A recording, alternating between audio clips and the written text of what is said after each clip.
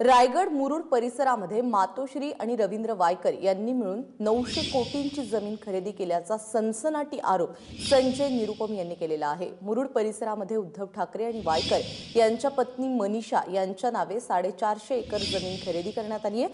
त्याचबरोबर विजयलक्ष्मी इन्फ्रा कंपनीमध्ये वायकर स्वतः संचालक आहेत आणि हीच कंपनी SRA प्रोजेक्ट्सची कामे करत असल्याचं निरुपम यांचं म्हणणं आहे। विशेष म्हणजे रवींद्र वायकरांची पत्नी मनीषा वायकर आणि उद्धव ठाकरेंच्या पत्नी रश्मी ठाकरे यांच्या नावे रायगडच्या कोलई गावामध्ये 6.5 लाख स्क्वेअर फूट जमीन आहे। त्यामुळे या जमिनीसाठी पैसा कुठून आला याची चौकशी करण्याची मागणी आता निरुपम यांनी केलेली आहे। त्यामुळे निरुपम यांनी वायकरांवरती आणखी एक आरोप केलेले आहेत, मात्र यावेळी त्यांनी थेट मातोश्रीवरही घाव घातलेला आहे। अक्षय कुडकेलवार आपला प्रतिनिधी आपल्याबरोबर आहे। अक्षय, काय म्हणणं आहे या सगळ्या संदर्भात रवींद्र वायकरांवरती आरोप करताना संजय निरुपम यांचा? प्राजक्ता, ज्या पद्धतीने यापूर्वीही SRA घोटाळ्यामध्ये संजय निरुपम यांनी रवींद्र वायकर जे राज्याचे गृहनिर्माण राज्यमंत्री यांच्यावर आरोप केले होते, SRA प्रकरणी मातोश्रीवरनं आणि मुख्यमंत्र्यांकडनं SRA प्रकरणी सभागृहामध्ये रवींद्र वायकर यांना क्लीन चिट देण्यात आली। मात्र या क्लीन चिटचं कारण सांगत असताना आज संजय निरुपम यांनी पुराव्यादाखल आणखी काही आरोप रवींद्र वायकर यांच्यावर केले आहे।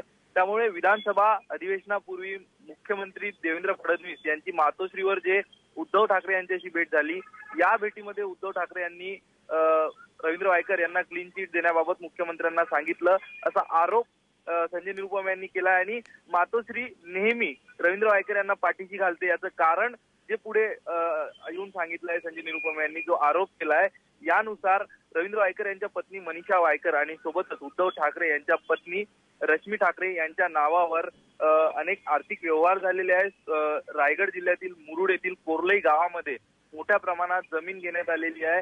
या जमीन मनीषा वायकर आणि रश्मी ठाकरे यांनी दोघांनी भागीदारीमध्ये ही जमीन घेतलेली आहे। तशा पद्धतीचे सातबाराचे कागदपत्र सुद्धा संजय निरुपम यांनी आज पत्रकार परिषदेमध्ये सादर केले आणि त्या अशा प्रकारे मुख्यमंत्र्यांनी आता या संपूर्ण याच्यावर स्पष्टीकरण द्यावं। सोबतच सभागृहामध्ये कुठलीही चौकशी न करता ज्या पद्धतीनं रवींद्र वायकर यांना मुख्यमंत्र्यांनी क्लीन चिट दिली याबाबत जनतेची माफी मागावी सभागृहामध्ये, अशी मागणी संजय निरुपम यांनी केली आहे। सोबतच वारंवार रवींद्र वायकर त्यांच्यावरील जे आरोप फेटाळत होते की त्यांचा कुठल्याही SRA प्रकल्पाशी SRA प्रोजेक्टशी संबंध नाही, या संपूर्ण संबंधामध्ये स्पष्टीकरण आणि पुन्हा प्रत्यारोप करताना संजय निरुपम यांनी काही माहिती समोर ठेवली। या माहितीच्या आधारे विजयलक्ष्मी ग्रुप नावाची जी कंपनी आहे ती स्वप्नपूर्ती नावाचा एक SRA प्रोजेक्ट करत आहे आणि सोबतच विजयलक्ष्मी ग्रुपच्या कार्यालयाचा ऍड्रेस आणि विजयलक्ष्मी LLP ग्रुप या कार्यालयाचा ऍड्रेस एकच आहे।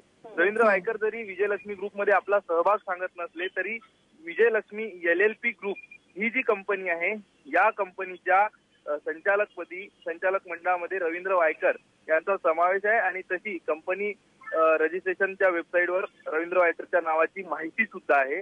आणि दोन्ही कंपन्यांचा जर ऍड्रेस एक असेल तर या दोन कंपन्या वेगळ्या कशा, असा प्रश्न सुद्धा संजय निरुपम यांनी उपस्थित केलाय। प्राजक्ता, अक्षय, धन्यवाद या सगळ्या सविस्तर माहितीबद्दल।